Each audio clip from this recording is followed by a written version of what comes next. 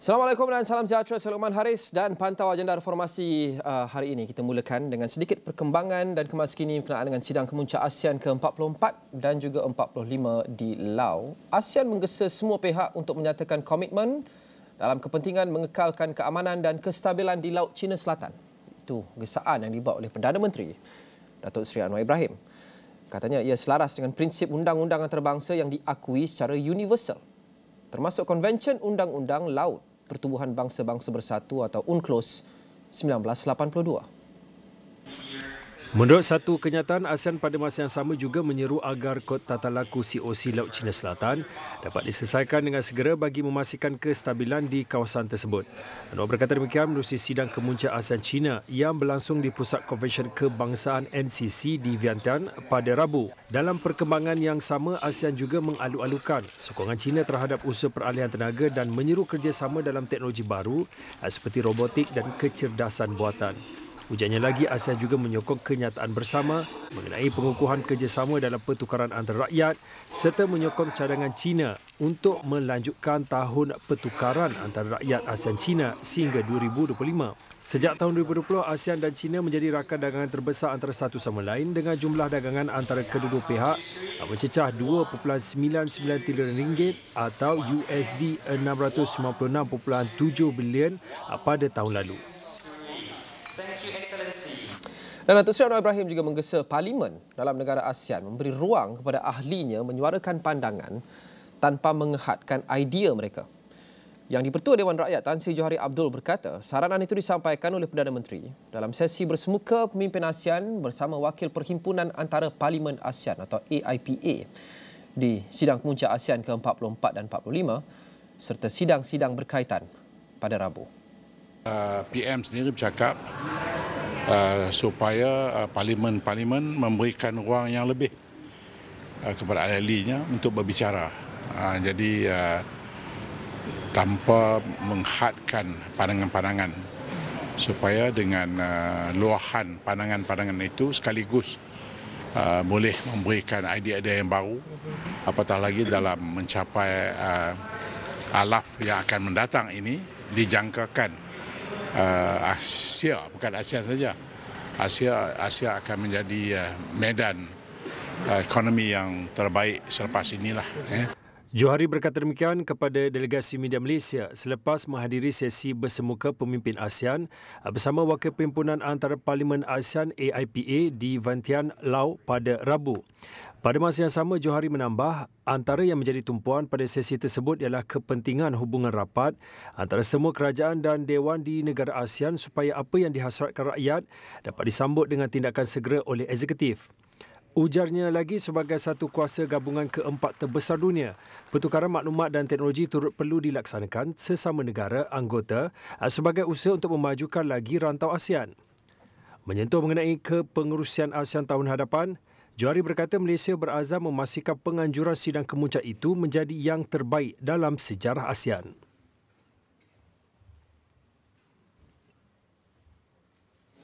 Baik, seterusnya, stok minyak sawit Malaysia meningkat 6.93% pada hujung September, mencapai paras tertingginya dalam tempoh 8 bulan. Menurut Lembaga Minyak Sawit Malaysia atau MPOB, pengeluaran komoditi itu susut 3.8% berbanding Ogos, manakala ekspornya meningkat 0.93%.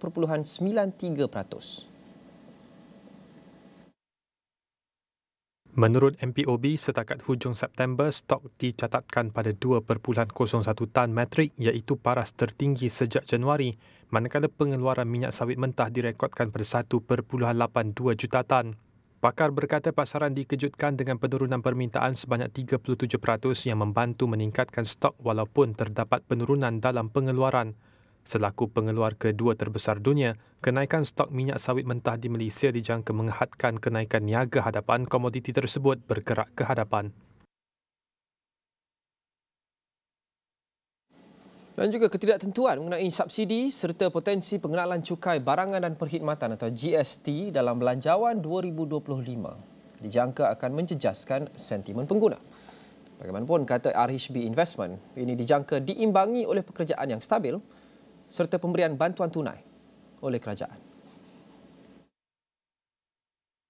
Firma penyelidikan itu berkata belanjawan 2025 dijangka menjadi bajet mesra pengguna yang mengandungi langkah-langkah seperti pemberian tunai dan bonus untuk kaki tangan awam serta pelepasan cukai pendapatan. RHB Investment berkata pilihan saham utamanya termasuk Mr. DIY Group memandangkan ia merupakan penerima manfaat utama kenaikan gaji penjawat awam.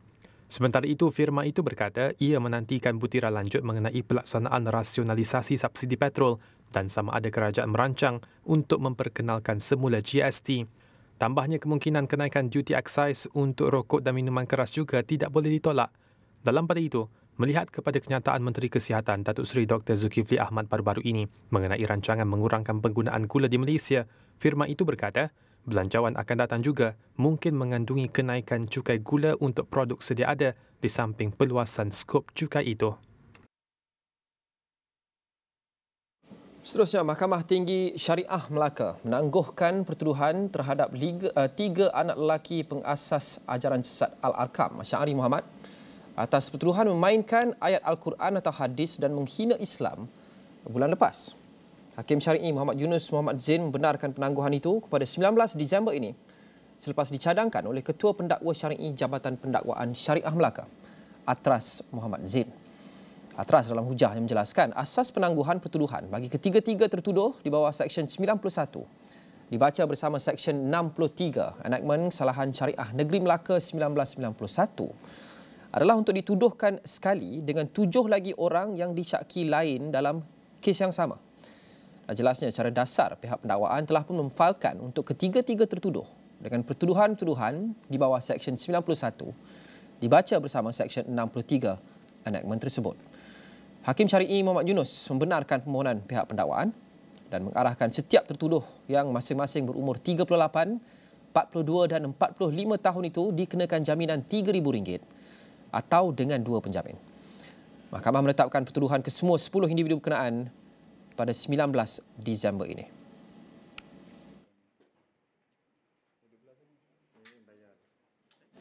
Baik, siasatan berkenaan dengan GISB masih lagi menjadi tumpuan dan cakap-cakap segenap rakyat Malaysia. Dan sebentar tadi berlangsungnya sidang media oleh pihak polis yang memberikan perkembangan terkini berkenaan dengan siasatan dan juga lanjutan reman yang sedang pun dijalankan atau dimohon. Tetapi untuk episod ini, kita ingin bincangkan berkenaan dengan apa seterusnya untuk kanak-kanak yang diselamatkan daripada GISB. Untuk itu, saya disertai oleh Dr. Hazrina Begum Abdul Hamid, pakar kriminologi dan timbalan Dekan Fakulti Undang-Undang di Universiti Melaya. Doktor, Assalamualaikum. Waalaikumsalam. Apa khabar? Khabar baik, Doktor. Pertama sekali mungkin saya mendapatkan reaksi Doktor berkenaan dengan sidang media oleh pihak polis sebentar tadi dan juga idea pembentukan jawatan kuasa bagi pemulihan kanak-kanak GISB di negeri Selangor. Ya, untuk saya rancangan untuk mengadakan rumah pemulihan untuk kanak-kanak ini adalah satu cadangan yang sangat baik. Ya, dan memang tepat pada waktunya. Sebab sekarang ni kanak-kanak ni ditempatkan di rumah-rumah JKM, Jabatan Kebajikan Masyarakat, dan kanak-kanak yang sedia ada tu pun dah memang terlampau ramai. Jadi kalau ada rumah yang khusus untuk meletakkan mereka ini adalah lebih baik. Lagipun saya rasa banyak kanak-kanak ni mereka saling kenal mengenali antara satu sama lain. Jadi mungkin dia punya environment dia, sekeliling dia akan nampak muka-muka yang dia kenal dan mungkin lebih kurang trauma kepada dia lah. Ya.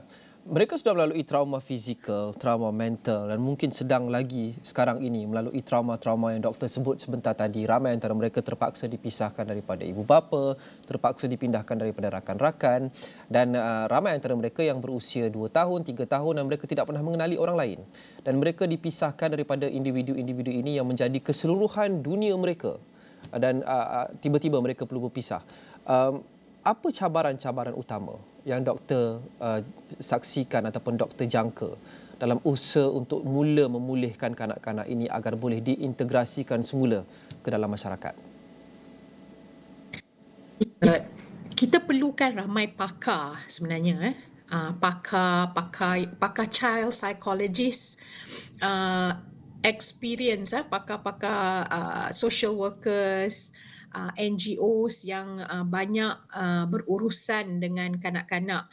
Kita tak boleh ambil orang sebarangan sebab ini melibatkan emosi, melibatkan kesihatan, melibatkan ada mungkin lagi penyakit-penyakit kita tak tahu, dan juga perasaan mereka itu sendiri. Jadi ini akan menjadi satu cabaran bukan kepada para pakar ini untuk mendalami kanak-kanak ini, untuk engage dengan budak-budak ini. Dan macam kita tahu, mereka ni dari pelbagai umur, ada yang kecil, ada yang ada yang under 5 years old, bawah 5 tahun dan sebagainya sampai remaja. Tapi mereka ni banyak telah diletakkan di rumah amal ni tanpa kehadiran ibu bapa mereka. Jadi mungkin untuk mereka banyak bergantung kepada caretaker, orang yang jaga rumah amal tu, dan juga rakan-rakan yang di dalam rumah amal itu sendiri. Jadi sekarang ni bila kita nak cuba pulihkan ni, mereka akan merasa takut, gusar dengan trauma-trauma yang sedia ada dan sedang berlaku. Jadi mungkin sebab bila mereka telah dibesarkan dengan keadaan sekeliling macam tu, mungkin benda tu mereka rasa normal. Dan sekarang apa yang mereka lalui kadang adalah menambah kepada trauma mungkin yang sedia ada. Jadi ini memerlukan kepakaran dan suatu perhatian yang harus diberikan secara teliti, tidak boleh diambil mudah. Ya. Saya percaya mungkin langkah pertama adalah untuk memastikan kanak-kanak ini bertenang terlebih dahulu, kerana apabila mereka bertenang, lebih mudah insya-Allah untuk mereka menerima sebarang ajaran atau nasihat yang kita mahu berikan sebagai sebahagian daripada proses pemulihan. Keadaan mental perlu bersedia terlebih dahulu sebelum kita bincangkan perkara lain. Apa cara yang paling mudah untuk bagi mereka ni tenang terlebih dahulu agar kita meletakkan inisiatif ini di landasan yang betul sebelum kita bergerak ke peringkat-peringkat seterusnya, Doktor? Ya, pada pandangan saya, kita kena tengok mereka sebagai kanak-kanak. Bukan kita tengok ni kanak-kanak mana, siapa, anak siapa. Pertama-tama sekali mereka ni kanak-kanak. Seperti yang telah dikatakan, saya setuju. Kita bagi mereka bertenang. Ini akan ambil masa untuk mereka adaptasi dengan keadaan baru dan keadaan sekeliling. Dan semua orang yang akan mendekati mereka haruslah mendekati mereka secara halus, secara baik. Jangan terlampau crowd mereka, jangan over assess mereka. Sebab nanti mereka akan jadi rasa rimas, terlampau banyak perhatian kepada mereka. Dan satu cabaran saya nampak yang agak besar, kita ni adalah masyarakat majmuk berbilang kaum, dan mereka ni banyak telah selama ini terkurung dalam satu rumah, dan mereka hanya banyak berhubung sesama mereka. Jadi cabaran tu juga adalah untuk mengintegrasi mereka dengan masyarakat majmuk yang ada. Jadi saya ni bukan pakar benda tu. Kita kena cari betul-betul lah pakar psikologis, social workers yang boleh buat program-program psychosocial therapy. Ya. Kita adalah program-program tu daripada NGOs untuk dekati mereka dan buat program ni. Ya, sememangnya saya ingin membincang berkenaan dengan kesediaan mereka untuk kembali diintegrasikan ke dalam masyarakat sebentar saja lagi, Doktor. Tapi sebelum itu, Doktor selaku pakar kriminologi, satu jurusan yang juga agak menarik dan juga relevan kepada perkara ini. Dalam kriminologi, betulkan saya jika saya salah, tetapi ada satu elemen yang sangat penting dalam kriminologi, iaitu profiling. Apabila kita mengenal pasti siapa yang kita kendalikan, who we are dealing with. Jadi bagaimana prinsip atau konsep profiling ini boleh digunakan dalam inisiatif ini yang kita bincangkan untuk kita melihat setiap kanak-kanak, kerana setiap individu itu berbeza. Jadi rawatan yang perlu diberikan juga berdasarkan diagnosis yang berbeza, Doktor. Okey, dari sudut kriminologi, profiling tu dia bukan clinical profiling tetapi hanya sekadar teori. Dan betul seperti yang dikatakan, kita tak boleh ambil pukul rata. So kita panggil nuances. Yep. Setiap kanak-kanak itu berbeza. Jadi kita akan harus tengok keadaan pembesaran anak tu, mungkin dari macam mana pergaulan dia. Dan banyak rumah amal, tak semestinya semua rumah amal tu adalah sama. Dan kita ada pelbagai lapisan. Jadi dari sudut kriminologi, kita harus tengok individu tu mengikut pembesaran dia, mengikut respon dia. Jadi mungkin di kanak-kanak ni, mungkin ada yang kanak-kanak yang respon secara cepat. Ada yang kanak-kanak yang agak takut. Ada kanak-kanak yang tidak hendak bekerjasama. Jadi kita kena tengok, untuk saya lah, lebih elok tengok dari sudut tu. Mungkin mereka yang reseptif, yang senang bekerjasama, mungkin lebih mudah nak engage. Dan yang susah sikit, kita ambil masa sikit. Itu saya rasa delicate situation. Sebab children ni, kanak-kanak ni, dia delicate situation berbanding dengan dewasa. Baik. Doktor, kita akan berteriak seketika. Kita akan sambung perbincangan ini selepas ini.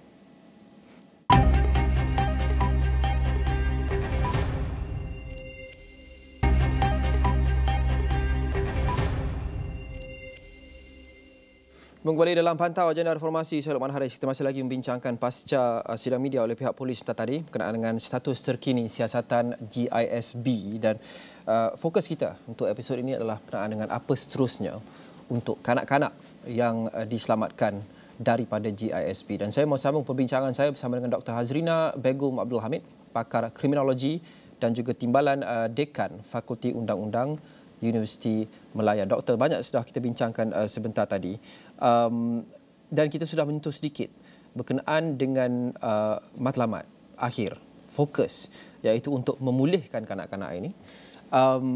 Memulihkan itu juga, doktor, adalah satu istilah yang agak luas dan mungkin sedikit subjektif.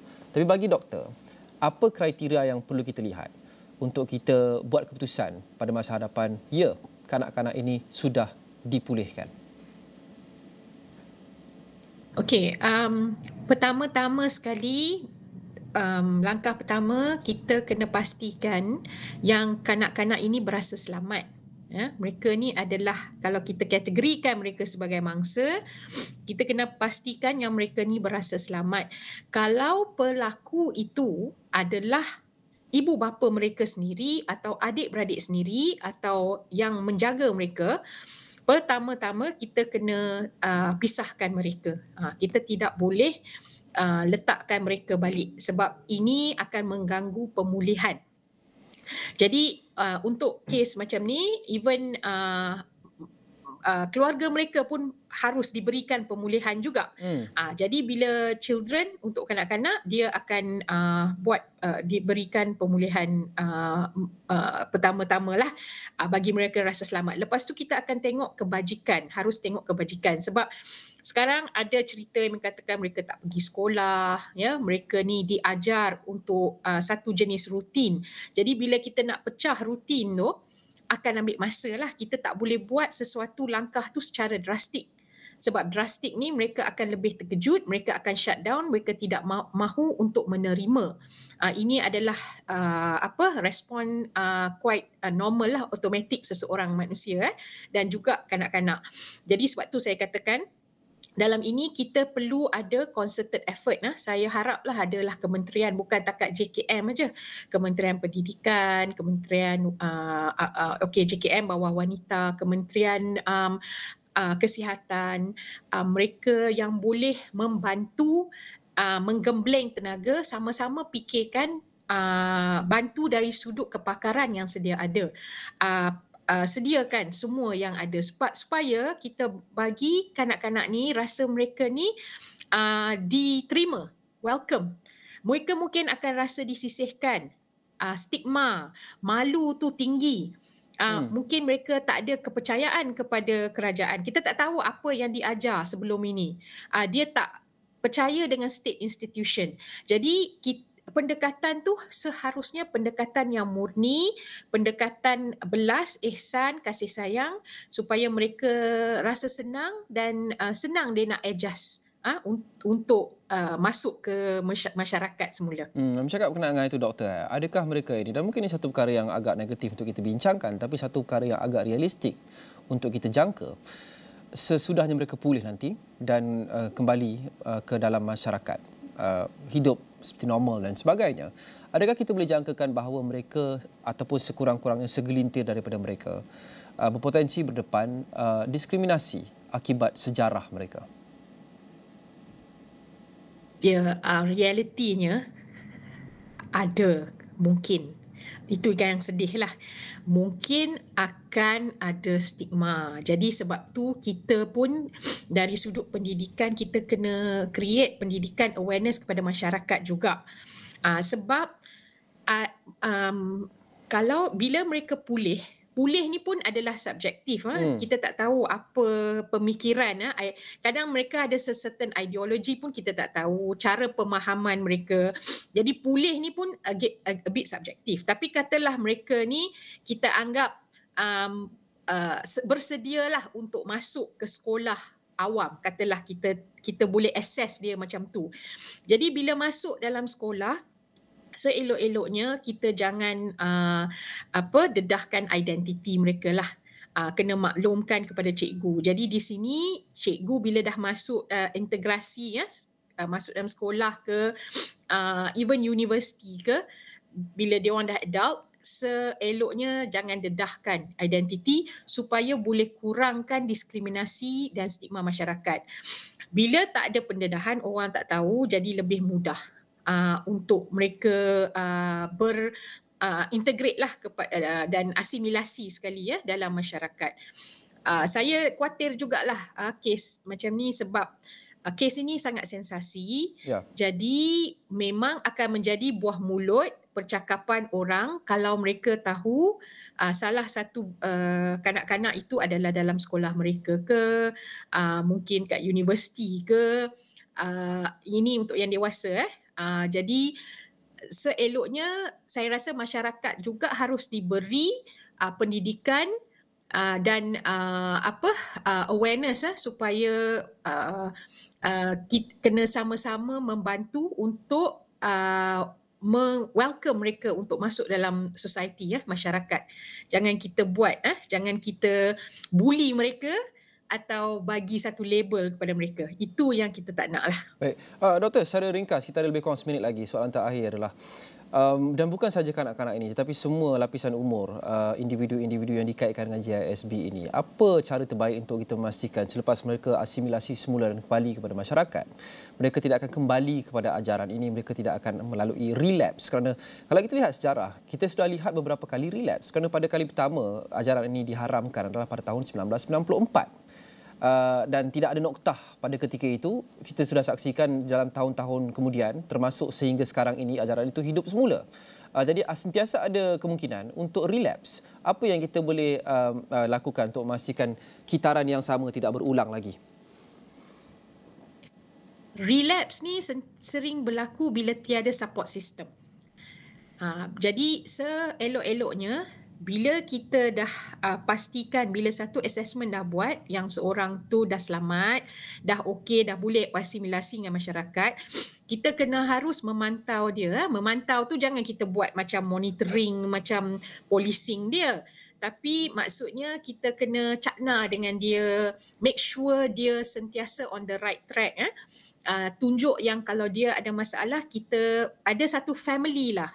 They have to create a family. Kalau keluarga asli dia tak ada, misalan, saya tak tahu, but the government kena fikir to create foster families ke some kind of adopted families yang boleh bantu dia. Yes, support system. Because people with support system, kebarangkalian dia untuk relapse atau terjerumus ke perbuatan antisosial adalah rendah. Jadi saya harap begitu jugalah untuk kanak-kanak dan adult yang boleh dikategorikan sebagai mangsa GISB ini. Baik. Terima kasih Dr. Azrina Begum Abdul Hamid, pakar kriminologi dan juga Timbalan Dekan Fakulti Undang-Undang Universiti Melaya. Terima kasih kepada anda menonton Pantau Agenda Reformasi. Kita jumpa lagi. Assalamualaikum dan salam hormat.